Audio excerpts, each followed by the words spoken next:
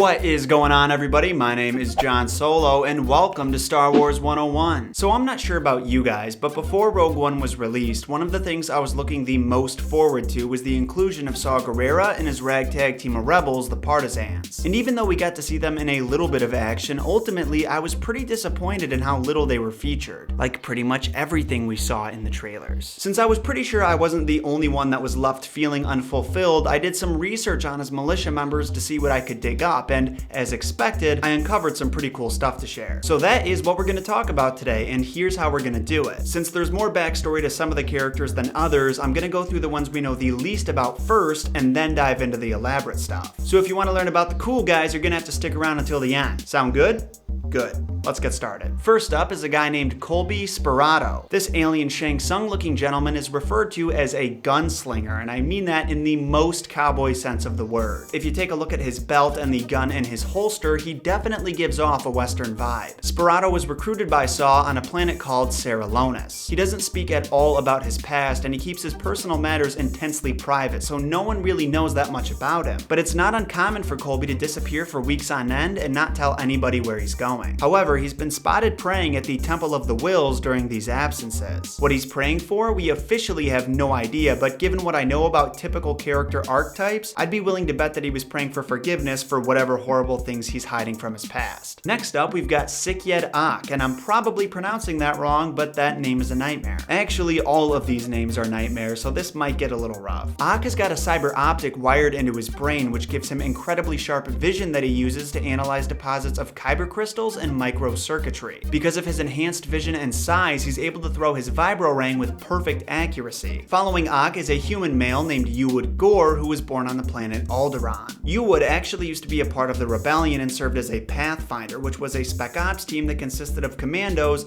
specially trained in infiltration. Gore decided to leave the Pathfinders and go native while fighting on Saw's home planet of Onderon, though no one is sure exactly why he did this. Something I found pretty interesting was in episode 6, Han Solo used the Pathfinders as his strike team during the Battle of Endor. Though this was obviously sometime after Gore had left them, he may have had some friends in that battle. Next up is a human female named Magva Yarrow, who was a survivor of the Gorman Massacre. If you watch Star Wars Rebels, you may remember the massacre being mentioned in the episode Secret Cargo, which coincidentally aired just about a week ago. The massacre took place, as you could guess, on the planet Gorman when the Empire slaughtered a group of peaceful protesters who were opposed to their occupation. Surviving the event not only increased Yarrow's hatred for the Empire tenfold, it also made her develop a distaste for the rebels as well. Being that they did pretty much nothing to help out the Gormans, Yarrow finds them to be ineffective cowards, which is why she joined up with Saw's team of extremists. Levan Tenza is another member of the Partisans who prefers staying silent. He's one of the Sabbat species, and like Yuwood, he also used to be in the Rebel Alliance and served as a sniper under General Dodonna. Tenza ended up facing court-martial after disobeying a direct order and preemptively engaging an Imperial target. But despite accepting full responsibility, he didn't stick around to hear what his punishment was going to be. He found a way to escape rebel custody, embraced his guilt, and aligned himself with Saw, whose guerrilla tactics were much more his style. Moving on, let's talk about the character that Star Wars veteran Warwick Davis played, Weetief Cyu-bee. Or maybe it's Weetief Cyu-bee. I'd rather it be that than Cyu-bee for obvious reasons, but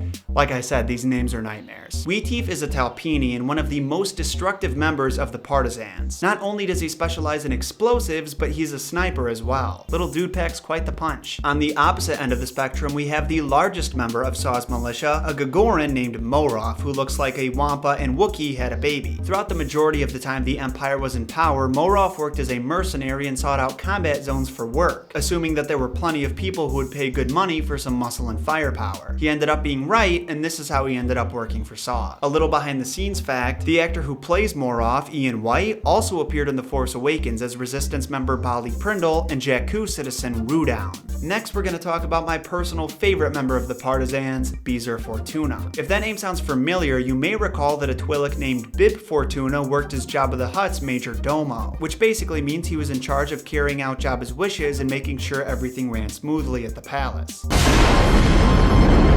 Good job. Beezer is Bib's cousin, and like Bib, he's also a nightmare to look at. Sidebar, why does it seem like almost every male Twi'lek is a nightmare to look at, while all the female Twi'leks are considered dime pieces across the galaxy? I've got Ula sitting back here, She was a real cutie in Return of the Jedi. You can say the same thing about Aayla Secura in the prequels. Meanwhile, you've got Beezer over here. Imagine waking up to that face in the morning. Anyways, Beezer is the most politically minded of the Fortuna clan and actually resents his family's involvement in the criminal underworld. He was born and raised on Ryloth, the planet that many of his species call home, and was around to witness the liberation efforts of Cham Syndulla's rebellion during the Clone Wars. This event is initially what inspired Beezer to get into politics. He was also involved in the Free Ryloth movement as seen on Star Wars Rebels, and this ended up getting him imprisoned by the Empire. Sometime during his captivity, Saw Gerrera's rebels attacked the camp that he was being held in, and when he escaped, he decided to join up with them. In the end, he became one of Saw's top strategists and was responsible for mapping out Imperial activity at the local level, in the Holy City, and at the galactic level. Bonus fact, the tentacles that hang from a Twileks head are called Leku, and Beezer's are so small because they've had the moisture sucked out of them. Just when you thought he couldn't get any grosser. And last but not least, I want to talk about Edrio and Benthic Two-Tubes. These guys are pretty interesting characters. To start off, they're members of the Tognath species, which is evolutionarily ancient. Tognath share genetic markers with the Keldor and Gand, and like those species, they have both mammalian and insectoid traits, and their bodies require some enhancements to operate in most environments outside of their home world. They've got artificial lenses in their eyes so they're able to better process the color spectrum, cybernetic enhancers fitted into their scalps and ears to maintain their senses of balance and hearing, and breathing apparatuses to help them breathe in oxygen-heavy atmospheres. Those breathing devices are what caused the brothers to get the incredibly uncreative nickname Two-Tubes, which they use as sort of a mock surname. You may think that having all of this equipment implanted into your skull would hurt, but because Tognaths are so old, they have primitive nervous systems that don't register pain on the same level that most other species do. It's for this reason that Saw trusts the brothers with top secret operational information, because he knows that it can't be tortured out of them. One thing that's pretty cool about Edrio and Benthic in particular is that they're more than just brothers, they're what's called eggmates. Every once in a while, Tognath eggs merge together while in their suspension jelly, and as a result, the larvae that emerge have an unbreakable bond. Because of this bond, Edrio and Benthic are able to communicate with each other telepathically, which as you could imagine is pretty useful during combat scenarios. Speaking of combat, each brother has his own specialty. While they're both skilled at ground combat, Edrio excels as a pilot, while Benthic is a spotter and sniper. The two hail from the planet Yartagna, which was conquered and occupied by the Empire sometime before the events of Rogue One. This forced them to flee the planet as refugees, and out of resentment for the Empire, chose to become mercenaries and sign up with the Partisans. And that, homies, is basically all of the information I've got on the militia members we saw in Rogue One. That being said, you can definitely expect some more coming out as time goes on. In the meantime, if you want to learn about other aspects of the Star Wars galaxy, remember to hit that subscribe button, turn notifications on, and keep coming back to the channel as I upload new episodes of Star Wars 101 every single week. If you enjoyed this video and want to show your support, you can hit that like button down below, leave your thoughts in a comment, and share this video with any other Star Wars fans you know. And also remember to follow me on Twitter, Facebook, and Instagram for plenty more Star Wars content and some spicy prequel memes. Thank you all so much for watching. In case you forgot, my name is John Solo. May the Force be with you, and remember,